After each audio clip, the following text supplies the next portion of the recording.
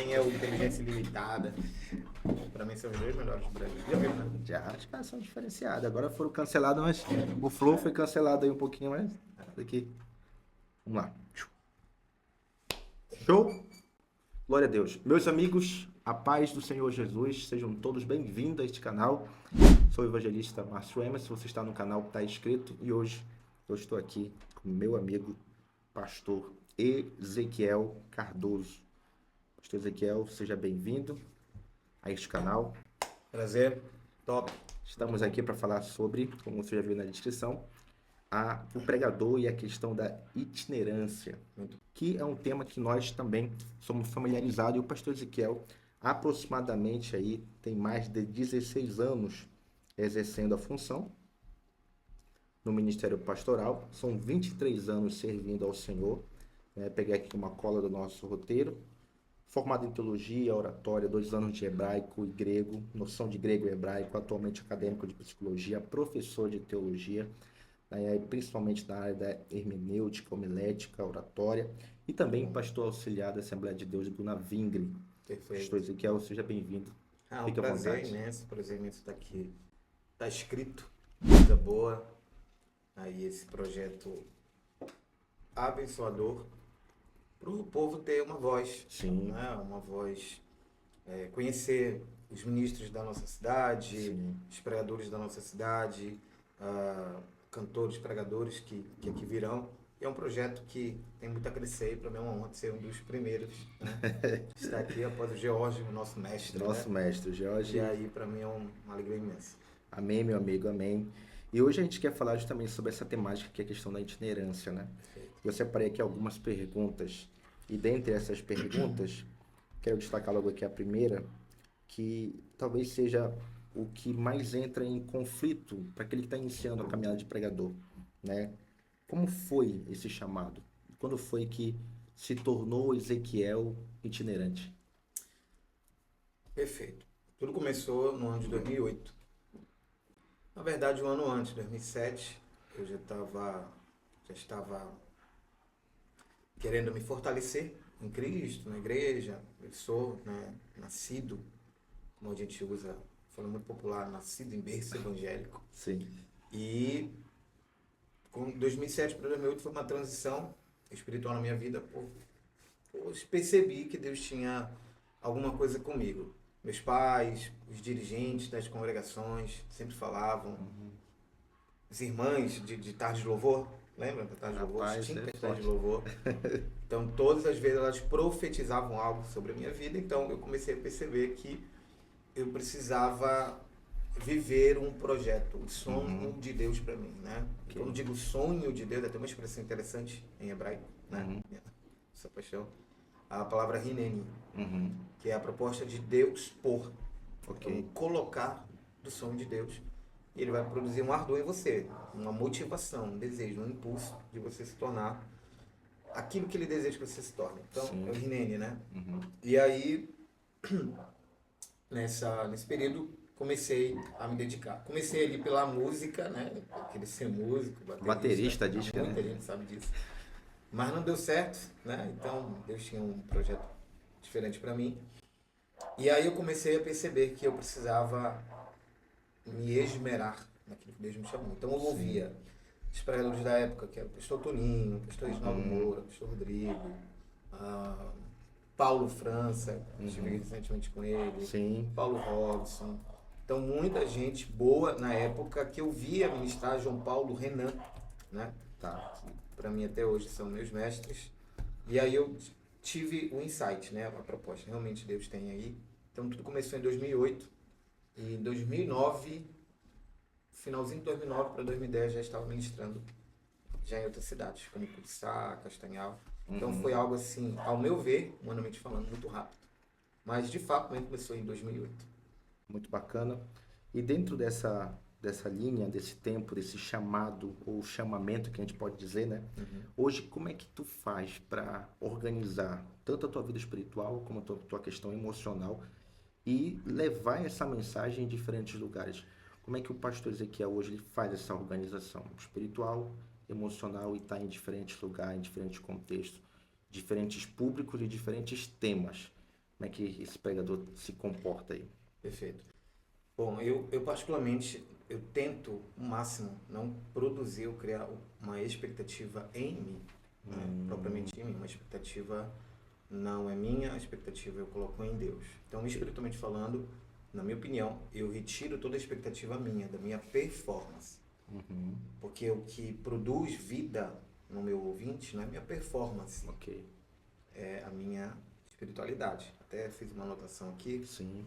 que a unção no pregador coloca Deus no evangelho.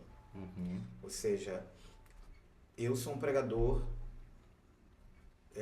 temático, né? Pelo menos me identifico na parte temática, Ok. e tento trazer algum conhecimento. Porém, eu não preciso me divorciar da unção para pensar biblicamente. Então, continuo tendo ou buscando a unção, Ok.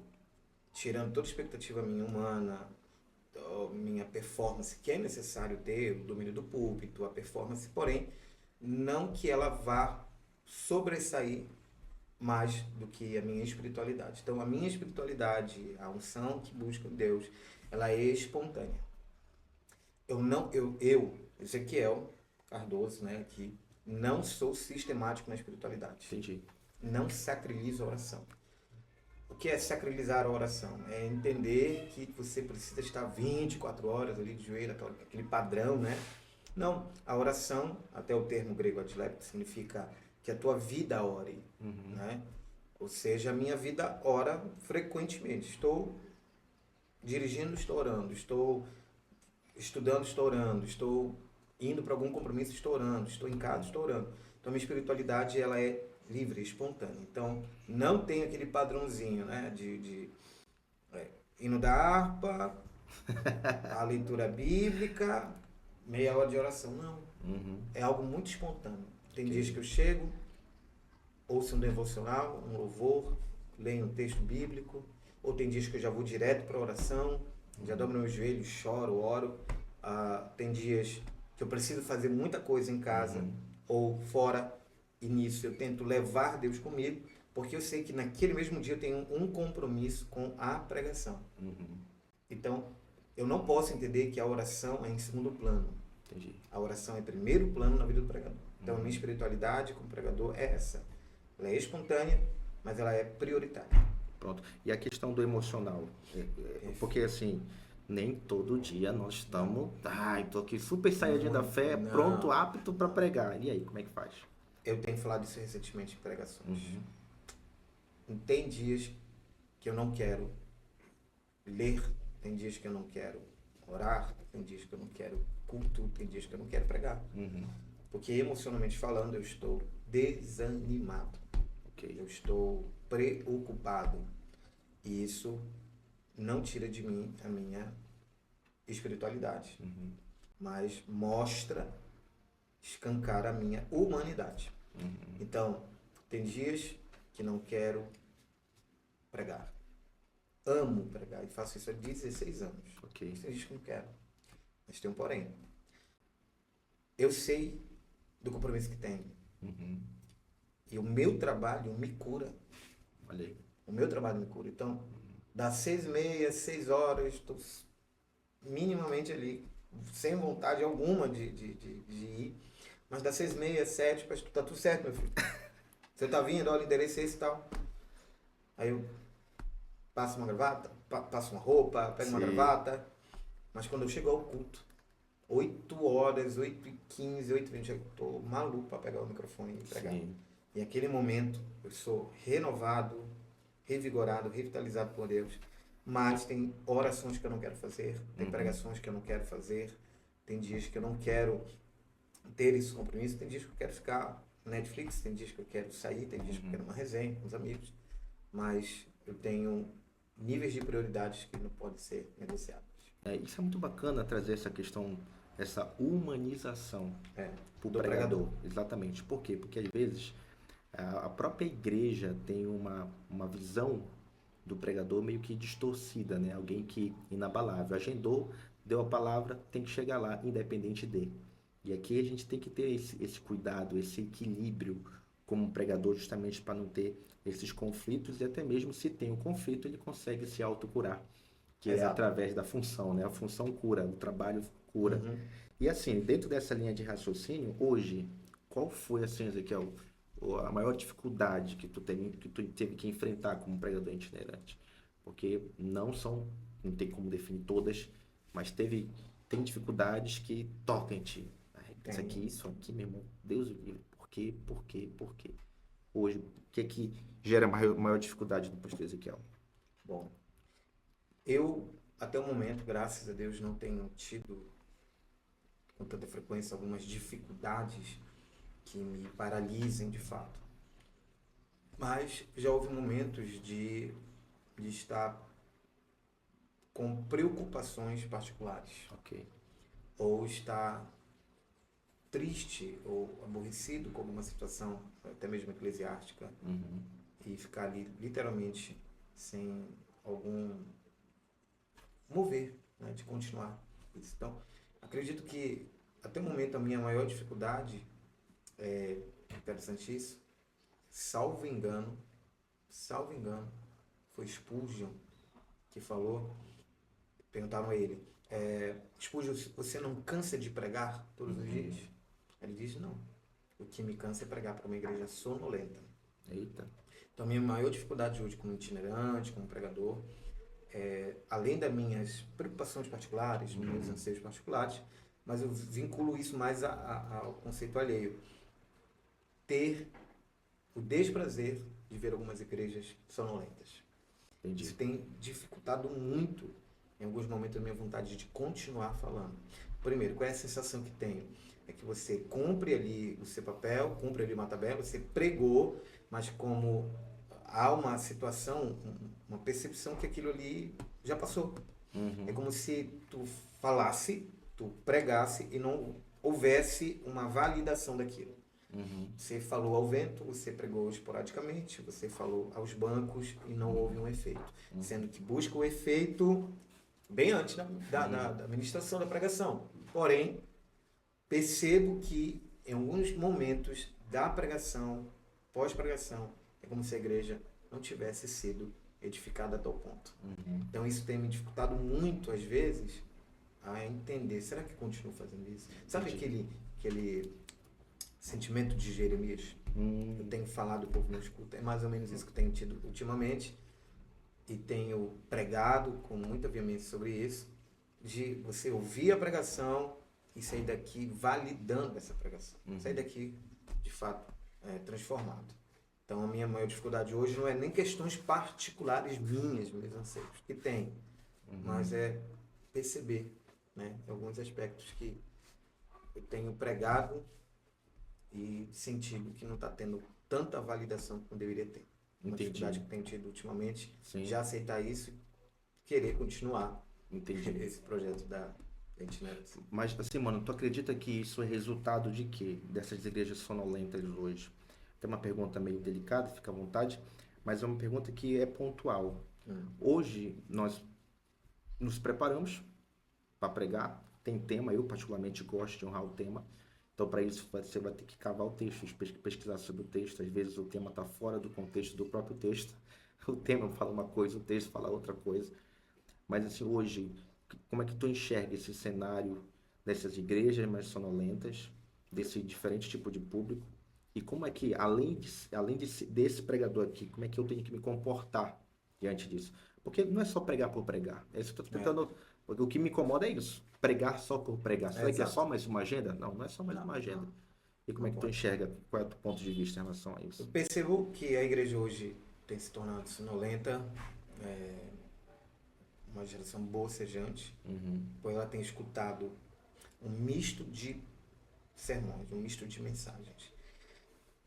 Esse misto de mensagens, esse misto de pregações tem atrapalhado, na minha opinião, a absorção central do evangelho, a absorção central da pregação, que é a exortação, a edificação e a consolação do ouvinte. Há uma frase que diz assim: o pregador deve sentir no seu coração o que o público está sentindo. Né? Jesus fez isso. Está falando a multidão e percebe que o povo está com fome. Então ele não é um pregador esporadicamente, ele é um pregador que percebe. Ele é hermeneuticamente perfeito, homileticamente perfeito. Sim. Porque prega e percebe. Prega e percebe. Então, esse misto de mensagens adocicadas, coachizadas, podemos usar esse termo, conceitos de coach, palavras de muito efeito, mas pouca transformação. E quando digo efeito, efeito emocional, efeito do êxtase, da emoção, mas não tem produzido, de fato, uma transformação de vida. Então você vai para um culto, como se esse culto fosse um restaurante e ali houvesse um menu. Quem prega mais, quem prega menos, quem canta mais, quem canta menos. E esse menu gospel tem atrapalhado a absorção central do evangelho, que é a transformação de vida, convicção em Cristo, de ser salvo e ter uma vida de fato transformada.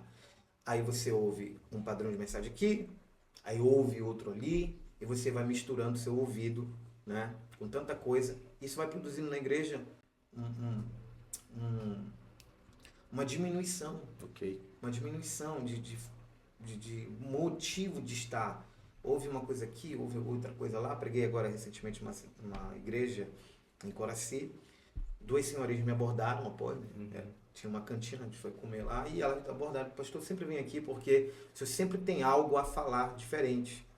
Fiquei feliz e ao mesmo tempo intrigado e perguntei para ela, por quê? Não, porque todos os pregadores que vêm aqui só falam dos mesmos textos e ao mesmo enredo. Parece que eu já vou prevendo o que eles irão falar, o que eles irão pregar. Eu fiquei preocupado. E o que você pregou hoje, nunca tinha escutado. Eu perguntei para ela, você tem quantos anos de crente? Mais de 30 anos de crente. Então, o que tem deixado a igreja sonolenta, cansada, é não ter uma centralidade na absorção do evangelho e ter um ouvido misto e escutado tanta coisa. Você pode isso, mas não pode isso. Você é capaz disso, mas não é capaz disso.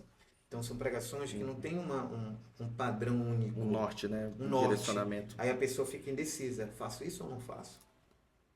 Peco ou não peco? Relativizo o pecado ou não? Porque o pregador falou que isso aqui não é pecado, mas esse aqui diz que é. Então, nesse caso, mano, o que você acha mais prejudicial é a questão da profundidade dessa mensagem. Para a gente eliminar esse misto, essa salada de fruta, o pastor local, ele precisa ser profundo para não ser enjoativo, vamos botar assim, para que ele não venha cansar a igreja, para que ele, e de fato, alcançar o coração do público e ter essa diferenciação entre tema e mensagem sistemática. Qual é o teu ponto de vista quanto a isso? Eu gosto de uma frase de Vance Heine que diz assim: o pregador deve ter a mente de um erudito, o coração de uma criança e o couro de um rinoceronte. Porque ele consegue ser esse tripé. Erudito, uma linguagem erudita, inteligente, profunda, mas uma simplicidade de uma criança. E uma palavra forte como um rinoceronte. Ou seja, isso para a congregação dele, isso é primordial. Ele não é um pastor tão digamos, flexível a ponto de ter uma mensagem fraca, de ter um sermão fraco, um sermão frio. Pelo contrário, ele tem um sermão inteligente, ele tem um sermão simples e tem um sermão poderoso. Um sermão inteligente, um sermão simples, um sermão poderoso, como a figura do rinoceronte. Então ele consegue equilibrar esse padrão. Se ele é um pregador, se ele é um pastor, por exemplo, se ele é um pastor que veio da itinerância, tenho muitos amigos assim, e o meu futuro é este. Tenho caminhado para lá, eu acredito profético, meu pai. Sim, acredito que sim. E eu irei manter esse tripé. Eu vou ter uma mensagem inteligente, porque procuro ter uma mensagem inteligente, pelo menos tenho me esforçado para isso. Procuro ter uma mensagem simples, bem-humorada, dado o momento, por exemplo, para jovem, adolescente, uma mensagem acessível. Não dá para ser engessado, né, mano? Não dá. É aí que entra o que eu chamo de pregador camaleônico. Qual é a capacidade do camaleão? Adequar-se ao ambiente. Chega perto de uma xícara dessa aqui, uma sacola dessa, e adequar a cor. o pregador também. Então, meu público é jovial, linguagem jovial sem perder teor bíblico. Ok. Meu público é um pouco mais velho, um pouco mais avançado, uma mensagem madura, sólida. Perfeito. E aí o pregador consegue ter esse equilíbrio, mas ao mesmo tempo ele consegue ter uma mensagem simples. Por que simples? Porque é acessível a todos. Ok. É uma dobra. Tudo que tem uma dobra é mais fácil de chegar, é mais fácil de abrir. Uma dobra, um andar. Ele não é o complexo. Por exemplo, eu tenho um projeto, vou aproveitar o gancho aqui, chamado Plique-Pleque Teológico. O que seria o Plique-Pleque Teológico? É um curso de facilitação bíblica. Até o momento não emito o certificado, mas é mais para aqueles que querem ter compreensão da Bíblia. Então, olha, eu estou lendo o livro de Oséias, não estou entendendo patavinas, né? Vou lá e a gente disseca todo o texto, todo o livro no plique-pleque. Por que plique-pleque? São dois termos latinos, que é o plique, quer dizer desdobrar, pleque, dobrar. Complicar, simplificar, explicar.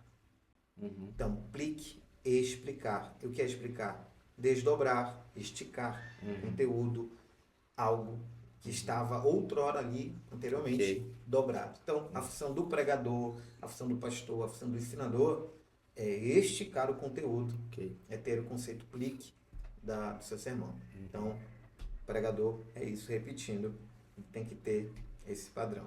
Uma mensagem erudita, uma mensagem como de uma criança, e também ser como um rinoceronte, uma mensagem poderosa, forte, mas que cause ali um impacto em amor também. Amém, mano, amém.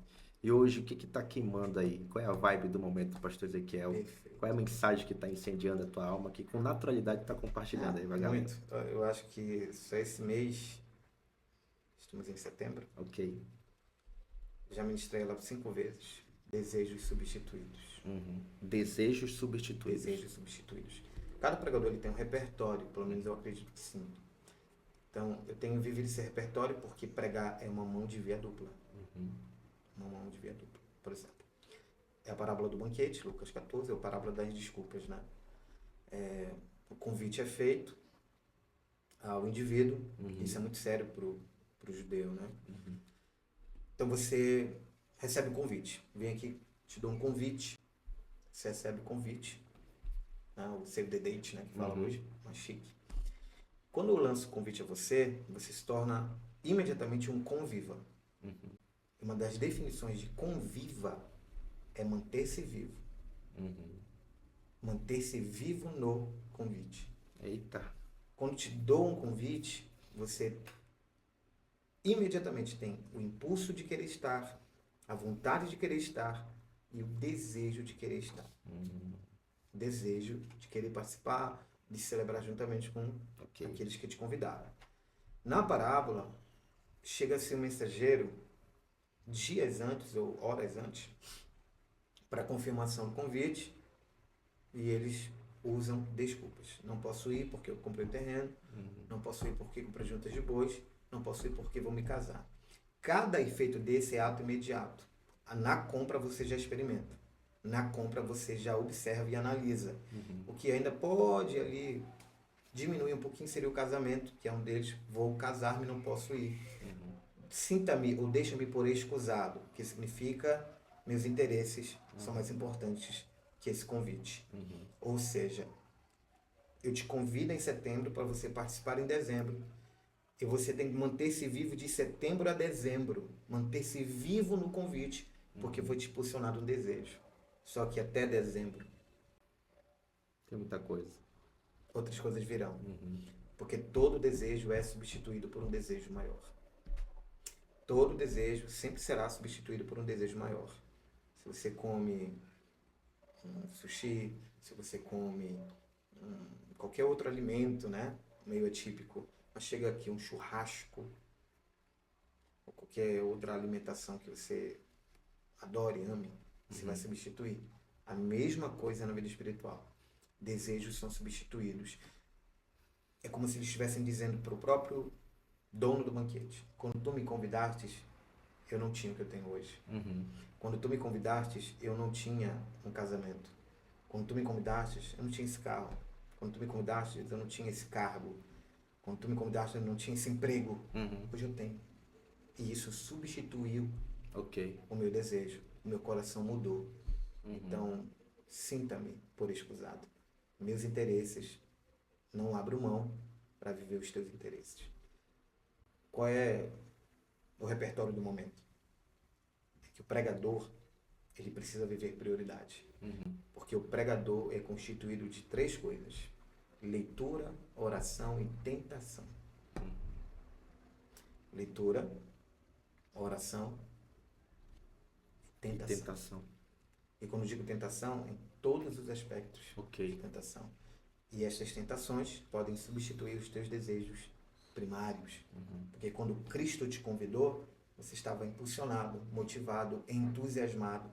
Tendo que a palavra entusiasmo tem dentro dessa palavra a palavra Deus, né? Em, mas Theos, em, dentro, Theos, Deus, Deus dentro. Então, quando é te impulsionado esse convite pelo próprio Cristo, você tem Deus dentro. E se tem Deus dentro, você está entusiasmado. Você não falta culto. Você lê Bíblia todo dia. Você quer a igreja todo dia. Você quer orar todo momento. Mas o coração muda. Os desejos são substituídos. E esse repertório espiritual tem me impactado, porque percebo, né, que em dados momentos da minha vida, como homem, como ser humano, como pó e cinza, quero substituir os desejos que Deus impulsionou em mim, mas não posso. Porque o terceiro elemento que compõe um pregador não pode sobrepujar os 2 primeiros. Que é uma vida de oração, uma vida de leitura, uma vida de leitura, uma vida de oração. Elas seguindo aí o mesmo padrão. Então, leitura, oração e tentação compõem o pregador. E aí ele tem que entender que ele precisa viver o que nós chamamos de prioridade. Esse é o meu repertório do momento. Isso é forte, porque isso encaixa perfeitamente no que a gente está tentando trazer de conscientização para o público, para a galera que nos curte, para a galera que está nos assistindo. E dentro dessa palavra de prioridade, eu trago uma pergunta.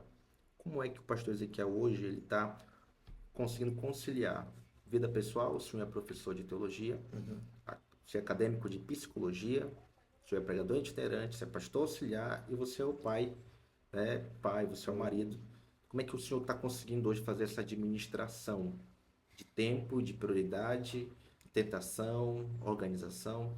Como é que está o pastor Ezequiel nesse sentido? Bom, eu tento o máximo me organizar, porque eu tenho muita dificuldade. Muito possivelmente eu tenho o tal do TDAH, né? Muito possivelmente eu tenha. Depois que os sintomas ficaram claros, a maioria foi se descobrindo. Uma delas é falta de organização, esquecimento de data. Eu tenho muito isso, muito, meu Deus. Porém, eu mesmo não tenho assessoria, não tenho secretária, nada, então eu mesmo organizo. Mas eu tento o máximo organizar esse padrão. Então, segunda-feira, sou professor. Na terça-feira, muito dificilmente atendo alguma pregação. Então, na terça-feira, eu tento ter um lazer, né, com a minha igreja, com os amigos, em minha casa, dou uma saída. Mas, na maioria das vezes, se tiver um convite, um compromisso como eu tenho hoje estamos gravando aqui na terça, daqui a pouco já ministro para líderes, né? Aí eu vou ministrar. Na quarta, minha igreja, não abro mão das quartas-feiras, minha congregação, meu culto. Na quinta, quando não estou pregando ou ensinando, família. Nesse interim, pela parte do dia, manhã, estudos. Leitura, estudo, leitura, estudo, leitura, estudo. Não todos os dias, mas tento fazer com frequência, porque é o meu trabalho, é o meu chamado, então eu preciso fazer. Na sexta-feira, agendas novamente, compromissos de pregação, ou minha igreja, mas na maioria das vezes. Então eu tento ir na semana, viver nas terças e nas quintas uma vida um pouco mais particular. Mas das 6h30 da manhã, horário que eu acordo, até o horário de dormir ali pela meia-noite, meia-noite e meia, 1h da manhã, que o Benjamin, né, tá brincando comigo ainda, eu tento viver uma vida com Deus. Viver uma vida de leitura, uma vida de estudo, uma vida de compromisso, organizar minhas agendas, organizar meus compromissos. Eu tenho feito isso hoje. lembrando que eu consigo viver para cima sem me esquecer de viver para baixo. Eita. Sim. Consigo viver para baixo sem me esquecer de viver para cima. Importante. Isso é importante. Isso é importante. Viva para cima sem se esquecer de viver para baixo. Viva para baixo sem se esquecer de viver para cima. Então esse equilíbrio é necessário na vida do ministro. Eu acho que esse é o ponto, a palavra equilíbrio, né? É equilíbrio. Porque... Inques libras, balança igual. É quando você coloca uma balança moral, uma balança cotidiana, uma balança da vida, você consegue equilibrar, viver para cima e para baixo. A gente percebe muitos ministérios se deteriorando justamente porque não tem esse equilíbrio familiar, esse equilíbrio profissional. Perfeito. E quando você vive muito isso, você vive um burnout. Burnout. Recentemente eu falei sobre o burnout de Moisés, que é uma mensagem que eu tenho preparado, derivado de um livro maravilhoso do pastor Adson Belo, que fala muito esse aspecto da... Também pastorzão, né, cara? Um homem de Deus, um homem... Mente brilhante. Que é o burnout, e burnout que significa queimar o exterior, né? É um acréscimo, é um acúmulo de compromissos, é um acúmulo de tarefas e acaba te adoecendo, acaba tirando tua qualidade de vida. Ok. E aí eu preciso ter qualidade de vida, eu preciso ter qualidade com família, eu preciso ter um casamento. Eu não posso esquecer que eu tenho um filho, eu não posso esquecer que eu tenho uma esposa. Certa vez minha esposa, eu vi o Jorge falando sobre a esposa, que é importantíssimo. Sim. Uma época eu comprava muito livro, comprando livro. Você sabe, se a gente pudesse, comprava essas lojas. E ela chegou assim, eu vou almoçar livro, jantar livro. Aí eu disse, opa, sim. Meu Deus.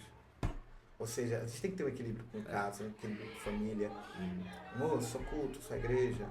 É muito bom, é a nossa vida, é o que Deus nos chamou. Mas o primeiro ministério, tua casa. É bíblico. Se você não governa bem o seu lar, você não tem direito de governar uma igreja. Porque a igreja é só um reflexo do que você é em casa. Então, tem que ter um cuidado, o equilíbrio é tudo. Para que o teu casamento não venha à falência, para que a tua família não venha à falência. Porque, de fato, é o basilar, a base do teu ministério. Perfeito, pastor, perfeito. E nosso tempo está avançando, né? Passa muito rápido. Passa muito rápido. Só que aí a gente tem que explorar o pastor Ezequiel. E certamente que ele tem pelo menos de 2 a 3 conselhos assim, pastor, que hoje, se eu fosse voltar, botar aqui há 15 anos atrás e olhasse o pastor Ezequiel iniciando as primeiras agendas, os primeiros compromissos, os primeiros contatos, qual seria a orientação pastoral? Que muitas das vezes a gente não tem essa orientação pastoral, principalmente de onde a gente veio a nossa base, a nossa escola, que a gente teve que aprender com o olho. Aprender literalmente vendo os outros errarem e acertando para poder tirar alguma lição. Qual seria hoje a orientação para o pastor Ezequiel, que está iniciando essa caminhada como pregador, como um pastor, alguém que alcança muitos lugares? E aí? Qual seria essa orientação pastoral? Conhecer a si mesmo. Forte. Conhecer a si mesmo. Haverá lugares que você nunca vai pregar. Tem lugares que você prega e eu nunca vou pregar. Tem lugares que eu já preguei, você nunca vai pregar. Isso, pra mim, tá tudo bem. Por quê? Porque eu conheço o meu tempo. O pregador deve conhecer a sua época, sua Bíblia, o seu Deus e a si mesmo. É um conselho que eu dou para todos aqueles que dou aula também em particular, no Plic-Plec Teológico.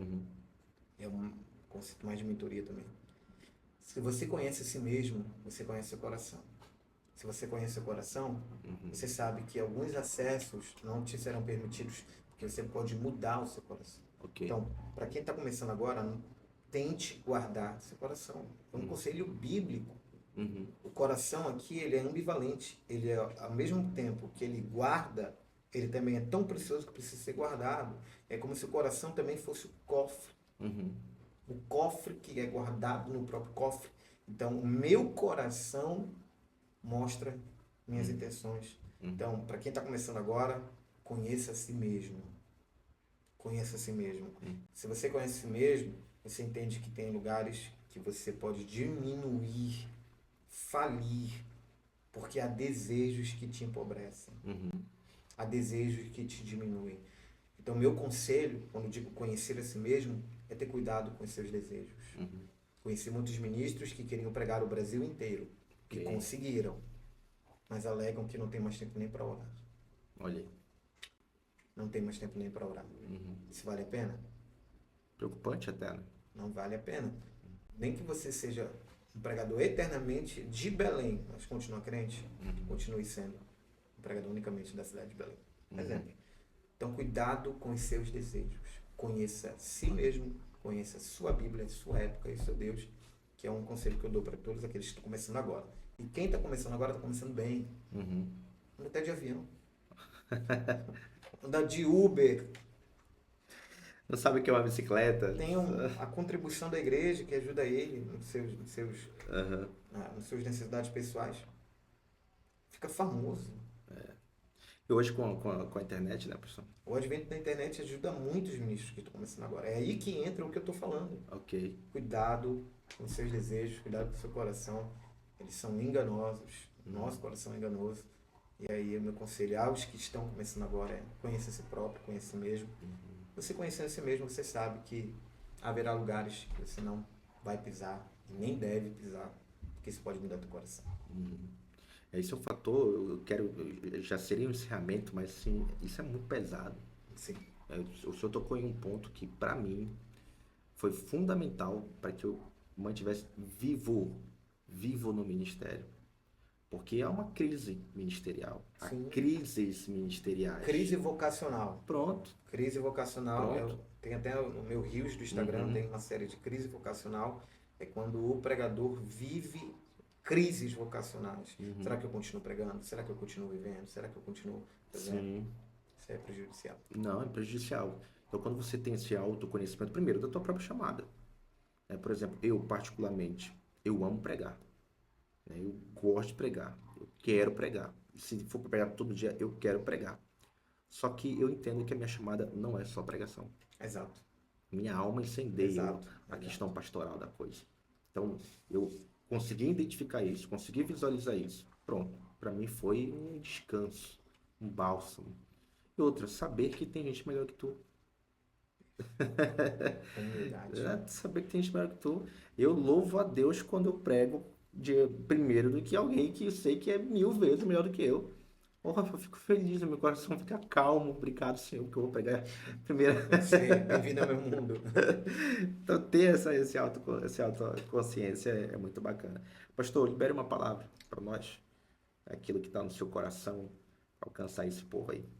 Amém.